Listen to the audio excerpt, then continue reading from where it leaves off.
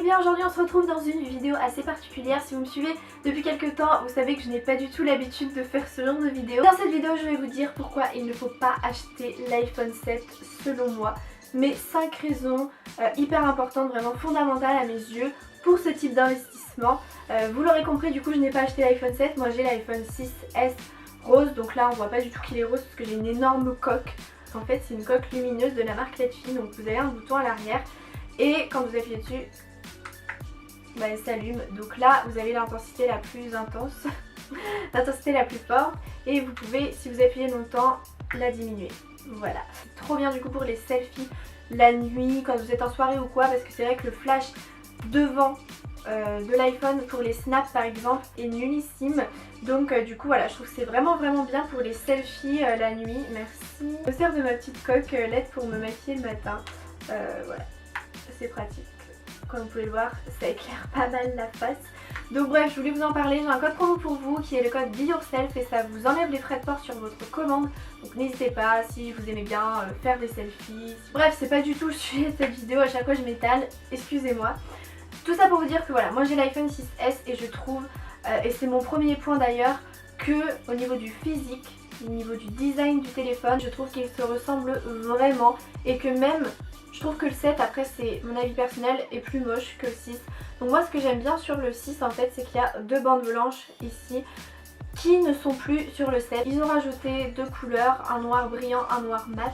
Je trouve qu'il n'y a pas vraiment de prise de risque en fait au niveau du design du téléphone. En plus il n'y a plus du tout ce bouton là en fait, enfin maintenant c'est tactile il me semble. Ensuite, deuxième raison importante, c'est que Apple va avoir 10 ans l'année prochaine. Donc c'est quasiment sûr à 100% qu'ils vont sortir soit l'iPhone 7S, soit carrément l'iPhone 8.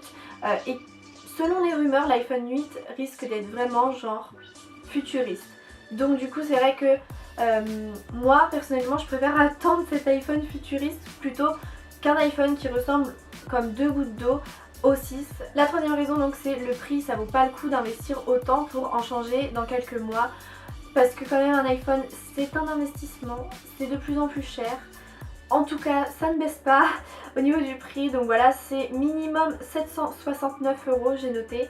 Et ça peut aller jusqu'à plus de 1000 € en fonction de la mémoire, en fonction de votre capacité de stockage en fait. Et quand on se dit que dans quelques mois va sûrement sortir un autre iPhone et qu'on a le 7 qui ressemble beaucoup au 6, je sais pas vous mais moi ça me donne pas spécialement envie d'acheter le 7. Ensuite la troisième raison de ne pas acheter l'iPhone 7, c'est qu'il faut un adaptateur pour les écouteurs. Donc ça je pense que vous en avez entendu parler. Maintenant sur l'iPhone 7 il n'y a plus de prise jack. Si vous voulez le faire c'est possible. Apple fournit un adaptateur dans votre boîte avec l'iPhone 7.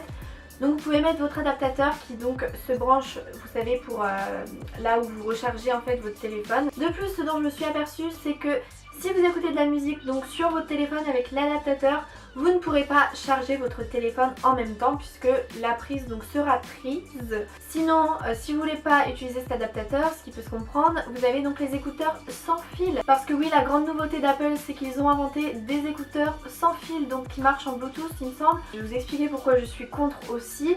Parce que d'une, ce n'est pas compris dans le lot, dans le prix de votre iPhone en fait. Donc si vous voulez les écouteurs sans fil, il va falloir les acheter à part et je vous laisse aller voir le prix de ces écouteurs, mais c'est minimum 150 € il me semble. En plus de ça, ce sont donc forcément des petites oreillettes quoi, donc ça se perd ultra facilement. Ma troisième raison, c'est que les jeunes filles, enfin les filles du moins, ou les garçons qui ont les cheveux assez longs pour cacher ce genre d'écouteurs, vont les utiliser je pense en cours. Alors soit pour écouter de la musique parce que les cours c'est chiant, soit pour carrément tricher lors d'examens de contrôle ou quoi. Certes je vous ai peut-être donné une idée mais je compte sur vous quand même pour ne pas l'appliquer.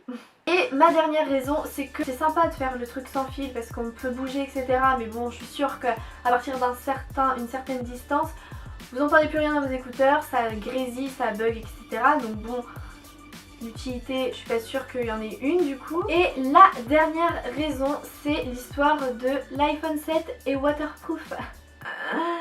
Laissez-moi rire. Je pense que Apple en fait ont vu leurs concurrents faire des téléphones qui allaient sous l'eau. Donc se sont dit ce serait bien qu'on s'y mette quand même. La résistance à l'eau selon moi c'est plus aux éclaboussures d'eau. Et ça s'arrête là pour moi, je veux dire.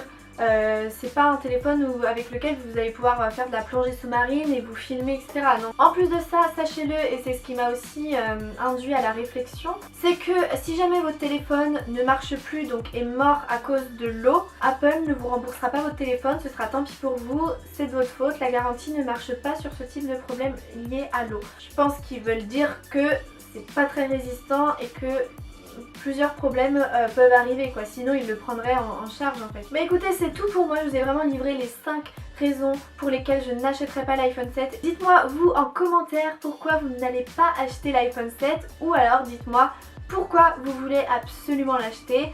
Je vous attends dans les commentaires, je vais tous vous lire. Je vous fais plein de bisous, merci pour tous vos abonnements, n'hésitez pas à partager ma chaîne à tous vos amis, ça me fait trop plaisir. Et je vous dis à très vite pour une prochaine vidéo.